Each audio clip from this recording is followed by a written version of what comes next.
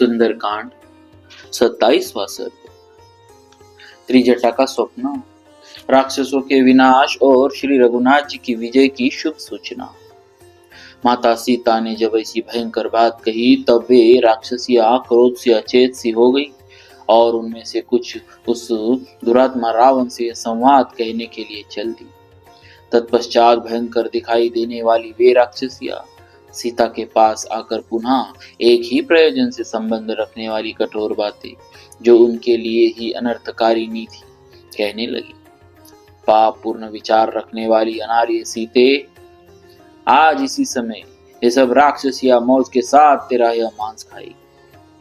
उन दुष्ट निशाचरियों के द्वारा सीता को इस प्रकार डराई जाती देख बूढ़ी राक्षसी त्रिजटा, जो तत्काल सोकर उठी थी, उन सब से कहने लगी, नीच निशाचारियों, तुम लोग अपने आप को ही खा जाओ।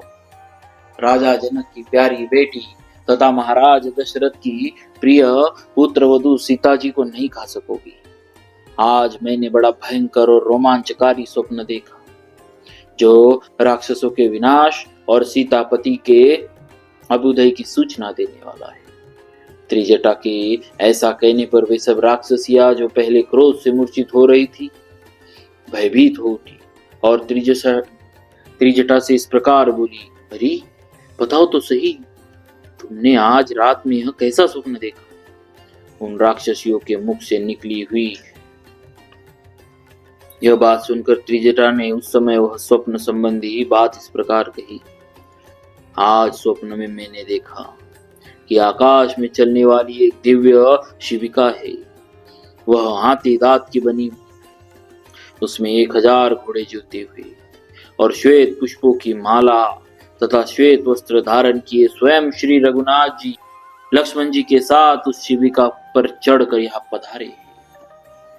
आज स्वप्न में मैंने यह भी देखा कि सीता श्वेत वस्त्र धारण किए श्वेत पर्वत के शिखर पर बैठी है और वह पर्वत समुद्र से घिरा हुआ है। वहां जैसे सूर्य देव से उनकी प्रभा मिलती है, उसी प्रकार सीता श्री रामचंद्र जी से मिली है। मैंने श्री रघुनाथ जी को फिर देखा। वे 4 दांत वाले विशाल गजराज, जो पर्वत के समान ऊंचा था, लक्ष्मण के साथ बैठे हुए बड़ी शोभा पा रहे थे। तदनंतर अपने तेज से सूर्य के समान प्रकाशित होते तथा श्वेत माला और श्वेत वस्त्र धारण किए वे दोनों भाई श्री राम और लक्ष्मण जानकी जी के पास आए। फिर उस पर्वत शिखर पर आकाश में ही खड़े हुए और पति द्वारा पकड़े गए उस हाथी के कंधे पर जानकी जी भी आ पहुंची। इसके बाद कमल नयनी सीता अपने पति के अंग से ऊपर को उछलकर चंद्रमा और सूर्य के पास पहुंच गई। वहां मैंने देखा वे अपने दोनों हाथों से चंद्रमा और सूर्य को पोंछ रही, उन पर हाथ फेर रही है।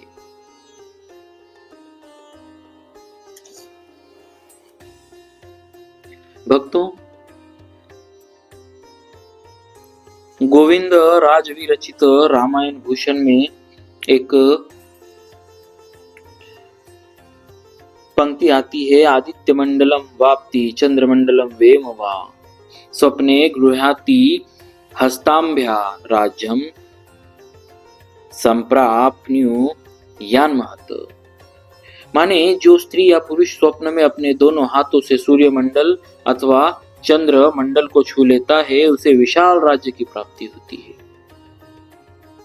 जो कि स्वप्न अध्याय का वचन है। त्रिजटा कहने लगी, तत्पश्चात जिस पर वे दोनों राजकुमार और विशाल लोचना सीता जी विराजमान थी, वह महान गजराज लंका के ऊपर आकर खड़ा हो गया। फिर मैंने देखा कि 8 सफेद बैलों से जूते हुए एक रथ पर आरूढ़ हो काकुस्थ कुलभूषण श्री रामचंद्र जी श्वेत पुष्पों की माला और वस्त्र धारण की अपने धर्म पत्नी सीता और भाई लक्ष्मण के साथ यहाँ पधारे। इसके बाद दूसरी जगह मैंने देखा सत्य पराक्रमी बल और विक्रमशाली पुरुषोत्तम भगवान श्री राम अपनी पत्नी सीता और भाई लक्ष्मण के साथ सूर्य तुल्य तेजस्वी दिव्य पुष्पक विमान पर आरूढ़ हो उत्तर दिशा को लक्ष्य करके यहाँ से प्रस्थित हुए। इस प्रकार मैंने स्वप्न में भगवान विष्णु के समान पराक्रमी श्री राम और उनकी पत्नी सीता और भाई लक्ष्मण के साथ दर्शन किया। श्री रामचंद्र जी महा तेजस्वी है, उन्हें देवता, असुर, राक्षस तथा दूसरे लोग भी कदापि नहीं जीत सकते। ठीक उसी तरह जैसे पापी मनुष्य स्वर्गलोक पर विजय नहीं पा सकते। मैंने रावण को भी स्वप्न में देखा। वह मुंडाए तेल से नहाकर लाल कपड़े पहने हुए था, मदिरा पीकर मतवाला हो रहा था तथा करवीर के फूलों की माला पहने हुए था। इसी वेशभूषा में आज रावण पुष्पक विमान से पृथ्वी पर गिर पड़ा था। एक स्त्री उस मुंडित मस्तक रावण को कहीं खींचे ले जा रही थी। उस समय मैंने फिर देखा, रावण ने काले कपड़े पहने रखे। वह गधे जूते हुए रथ से यात्रा कर रहा था, लाल फूलों की माला और लाल चंदन से विभूषित था। तेल पीता, हंसता और नाचता था। पागलों की तरह उसका चित्त भ्रांत और इंद्रिया व्याकुल थी। वह गधे पर सवार हो शीघ्रता पूर्वक दक्षिण दिशा की ओर जा रहा था। तदनंतर मैंने फिर देखा, राक्षस राज रावण गधे से नीचे भूमि पर गिर पड़ा। उसका सिर नीचे की ओर है और पैर ऊपर की ओर, तथा वह भय से मोहित हो रहा था। फिर वह भयातुर हो घबराकर सहसा उठा और मद से विवल हो पागल के समान अंग धड़ंग वेश में बहुत से दुर्वचन गाली आदि बकता हुआ आगे बढ़ गया। सामने ही दुर्गंध युक्त दुस्सह घोर अंधकार पूर्ण और नरक तुल्य मल का पंख था। रावण उसी में घुसा और वही डूब गया। तदनंतर फिर देखा, रावण दक्षिण दिशा की ओर जा रहा है। उसने एक ऐसे तालाब में प्रवेश किया जिसमें कीचड़ का नाम नहीं है। वहां एक काले रंग की स्त्री है जिसके अंगों में कीचड़ लिपटी हुई है। वह युवती लाल वस्त्र पहने हुई और रावण का गला बांधकर उसे दक्षिण दिशा की ओर खींच रही है। वहां महाबली कुंभकर्ण को भी मैंने इसी अवस्था में देखा। रावण के सभी पुत्र भी मुड़मुड़ाए और तेल में नहाए दिखाई दिए। यह भी देखने में आया कि रावण सुअर पर, इंद्रजीत सुंस पर और कुंभकर्ण ऊंट पर सवार हो दक्षिण दिशा को गए। राक्षसों में एकमात्र विभीषण ही ऐसे हैं जिन्हें मैंने वहां श्वेत छत्र लगाए, सफेद माला पहने, श्वेत वस्त्र धारण किए तथा श्वेत चंदन और अंगराग लगाए देखा। उनके पास शंख ध्वनि हो रही थी, नगाड़े बजाए जा रहे थे। इनके गंभीर घोष के साथ ही नृत्य और गीत भी हो रहे थे जो विभीषण की शोभा बढ़ा रहे थे। विभीषण वहां अपने 4 मंत्रियों के साथ पर्वत के समान विशालकाय मेघ के समान गंभीर शब्द करने वाले तथा 4 दांतों वाले दिव्य गजराज पर आरूढ़ हो आकाश में खड़े थे। यह भी देखने में आया कि तेल पीने वाले तथा लाल माला और लाल वस्त्र धारण करने वाले राक्षसों का वहां बहुत बड़ा समाज जुटा हुआ है एवं गीतों और वाद्यों की मधुर ध्वनि हो रही। यह रमणीय लंकापुरी घोड़े, रथ और हाथियों सहित समुद्र में गिरी हुई देखी गई। इसके बाहरी और भीतरी दरवाजे टूट गए। मैंने स्वप्न में देखा कि रावण द्वारा सुरक्षित लंकापुरी को श्री रामचंद्र जी का दूत बनकर आए हुए एक वेगशाली वानर ने जलाकर भस्म कर दिया। राख से रुखी हुई लंका में सारी राक्षस मणियां तेल पीकर मतवाली हो बड़े जोर जोर से ठहाका मार खरसती है। कुंभकर्ण आदि ये समस्त राक्षस शिरोमणि वीर लाल कपड़े पहनकर गोबर के कुंड में घुस गए। अतः अब तुम लोग हट जाओ और देखो, सीता को प्राप्त कर रहे। वे बड़े अमर्षशील है। राक्षसों के साथ तुम सबको भी मरवा डालेंगे।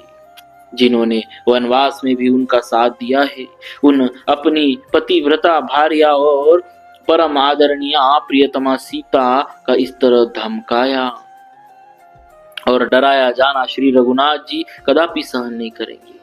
अतः अब इस तरह कठोर बातें सुनाना छोड़ो, क्योंकि इनसे कोई लाभ नहीं होगा। अब तो मधुर वचन का ही प्रयोग करो। मुझे तो यही अच्छा लगता है कि हम लोग विदेह नंदिनी सीता से कृपा और क्षमा की याचना करें। जिस दुखिनी नारी के विषय में ऐसा स्वप्न देखा जाता है, वह बहुसंख्यक दुखों से छुटकारा पाकर परम उत्तम प्रिय वस्तु प्राप्त कर लेती है। राक्षसियों, मैं जानती हूँ तुम्हें कुछ और कहने या बोलने की इच्छा है, किंतु इससे क्या होगा? यद्यपि तुमने सीता को बहुत धमकाया है, तो भी इनकी शरण में आकर इनसे अभय की याचना करो, क्योंकि श्री रघुनाथ जी की ओर से राक्षसों के लिए घोर भय उपस्थित हुआ है। राक्षसियों, जनक नंदिनी मिथिलेश कुमारी सीता केवल प्रणाम करने से ही प्रसन्न हो जाएगी। यही उस महान भय से तुम्हारी रक्षा करने में समर्थ है। इन विशाल लोचना सीता के अंगों में मुझे कोई सूक्ष्म से सूक्ष्म भी विपरीत लक्षण नहीं दिखाई देता, जिससे यह समझा जाए कि ये सदा कष्ट में ही रहेगी। मैं तो समझती हूँ कि इन्हें जो वर्तमान दुख प्राप्त हुआ है, वह ग्रहण करते समय चंद्रमा पर पड़ी हुई छाया के समान थोड़ी ही देर का है, क्योंकि ये देवी सीता मुझे स्वप्न में विमान पर बैठी हुई दिखाई दी है। अतः ये दुख भोगने के योग्य कदापि नहीं। मुझे तो अवश्य जानकी जी के अभिष्ट मनोरथ की सिद्धि उपस्थित दिखाई देती है। राक्षस राज रावण के विनाश और श्री रघुनाथ जी की विजय में अब अधिक विलंब नहीं। कमल दल के समान इनका विशाल बाया नेत्र फड़कता दिखाई देता। यह इस बात का सूचक है कि इन्हें शीघ्र ही अत्यंत प्रिय संवाद सुनने को मिलेगा। इन उदार हृदया विदेह राजकुमारी की एक बाई बाह कुछ रोमांचित होकर सहसा कांपने लगी। यह भी शुभ का ही सूचक है। हाथी की सूंड के समान जो इनकी परम उत्तम बाई जांग है, वह भी कंपित होकर मानो यह सूचित कर रही कि अब श्री रघुनाथ जी शीघ्र ही तुम्हारे सामने उपस्थित होंगे। देखो, सामने यह पक्षी शाखा के ऊपर अपने घोंसले में बैठकर बारंबार उत्तम सांत्वना पूर्ण मीठी बोली बोल रहा। इसकी वाणी से सुस्वागतम की ध्वनि निकल, इसके द्वारा यह हर्ष में भरकर मानो पुनः मंगल प्राप्ति की सूचना दे रहा, अथवा आने वाले प्रियतम की अगवानी के लिए प्रेरित कर रहा। इस प्रकार पतिदेव की विजय के संवाद से हर्ष में भरी हुई लजीली सीता उन सब से बोली, यदि तुम्हारी बात ठीक हुई तो मैं अवश्य ही तुम सबकी रक्षा करूंगी। इस प्रकार श्री वाल्मीकि निर्मित आर्ष रामायण आदि काव्य के सुंदरकांड में 27वां सर्ग पूरा हुआ। बोलिए श्री सीताराम जी महाराज की जय। भक्तवत्सल भगवान।